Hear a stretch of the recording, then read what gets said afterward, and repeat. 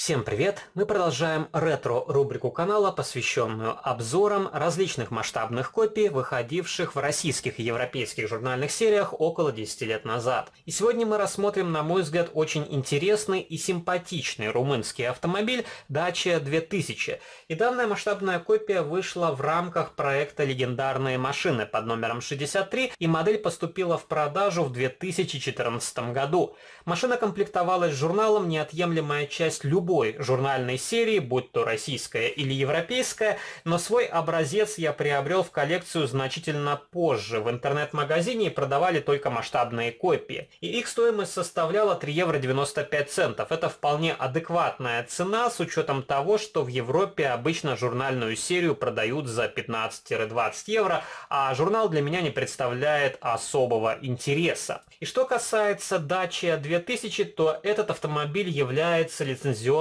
копией французского Renault 20. Машина имела незначительные изменения: решетка радиатора, другой значок, та же гамма двигателей, и румынский вариант не предназначался для широкой продажи. Эти автомобили выпускали малой партией для чиновников и других госслужащих, и уже впоследствии каким-то образом эти машины могли попадать в частное владение. И Dacia 2000 предлагался только в двух вариантах окраски: классический черный автомобиль и машина в темно-синем цвете. Как раз синий вариант мы рассмотрим в сегодняшнем видеоролике. И в отличие от Dacia, у Renault 20 была широкая палитра цветов, и машина претерпела незначительные изменения за период своего выпуска с 75 по 84 года. И также у Renault предлагалась более дорогостоящая модификация Renault 30. Она от двадцатки отличалась более мощными двигателями, и также передние фары были круглой формы.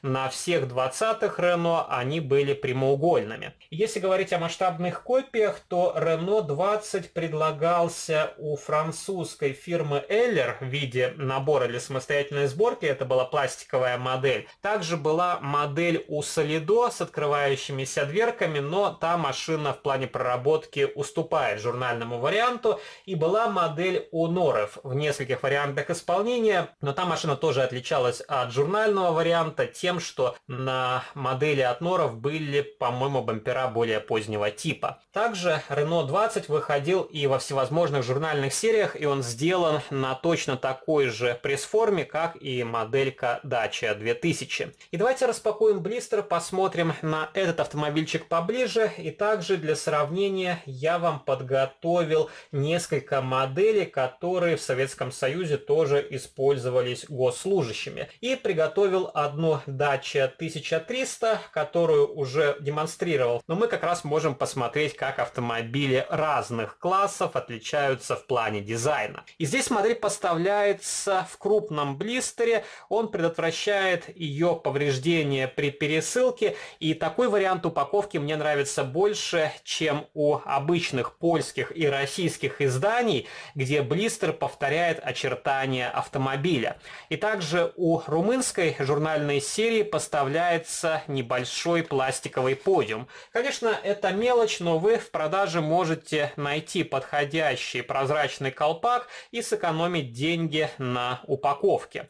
И что касается качества проработки этой масштабной копии, то оно ничем не отличается от других моделей, выходивших в данной журнальной серии. Более-менее аккуратная покраска и сборка, но встречаются некоторые недоработки, которые в данном случае режут глаз.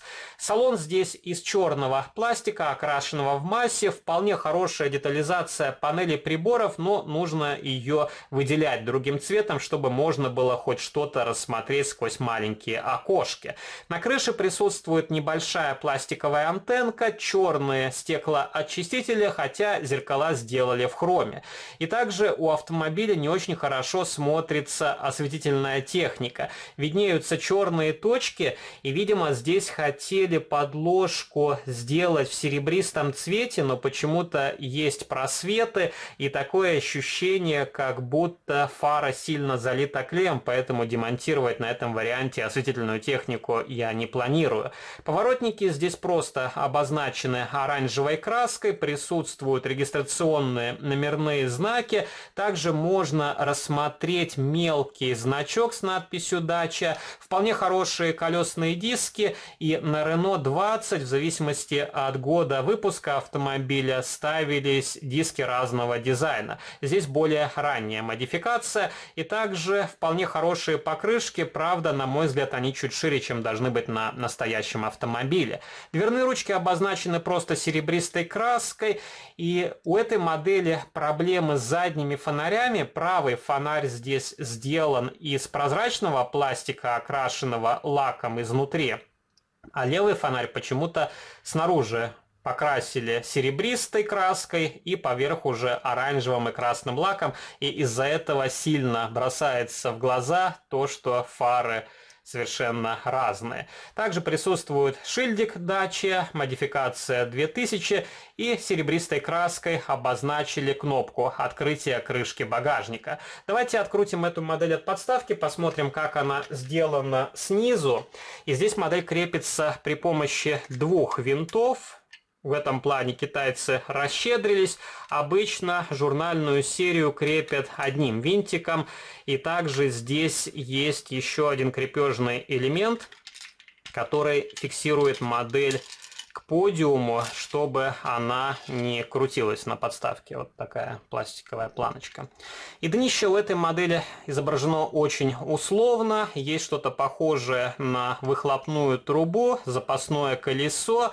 Также бензобак, написано, что эта модель изготовлена в Китае, и указан прототип Dacia 2000. И, кстати, можно открутить днище и посмотреть, как у этого автомобиля сделан салон изнутри. Потому что, повторюсь еще раз, из-за того, что пластик здесь черного цвета и маленькие окошки, заляпанные силиконом, так рассмотреть, не разбирая модели, что изобразили внутри, не представляется возможным. И вот так выглядят сиденья. Вполне хорошо сделаны дверные карты. Также присутствует подлокотничек на центральной консоли. И есть небольшой ореол от клея. Конечно, китайцы используют самые дешевые материалы при сборке масштабных копий, поэтому не всегда качество соответствует цене. Но не стоит забывать, что эти модели, по большому счету, образно говоря, стоят 3 копейки.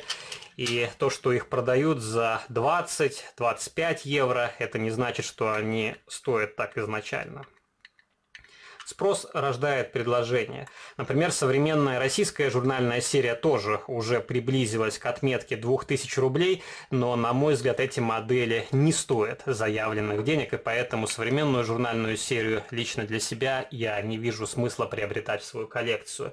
И давайте вам покажу, скажем так, дальних родственников. Это автомобиль марки Tatra. Тоже очень симпатичный дизайн. Здесь немножко отличается цвет синий. И также эта машина с заднемоторным расположением. А Dacia 2000 классическая с передней моторной компоновкой, и Tatra чуть крупнее. И Tatrы использовали в Советском Союзе, а Renault 20 я не встречал. Возможно, эти машины попадались, но не видел ни фотографий, ни настоящих машин на дорогах общего пользования. И классический ГАЗ-3102 Волга в черном цвете. И эта машина примерно такая же по размеру, чуть-чуть длиннее, чуть-чуть шире и чуть-чуть выше. Но машины примерно одного класса. И покажу вам ВАЗ-2109, просто чтобы вы сравнили два цвета.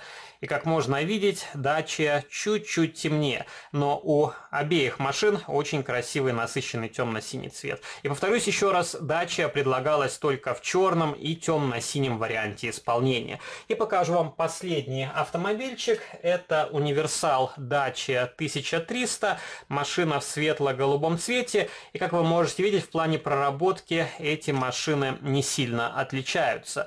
И уже неоднократно говорил, говорил, вот именно этим мне и нравится журнальная серия. Можно собрать вполне хорошую коллекцию необычных автомобилей, которые больше никем не издаются.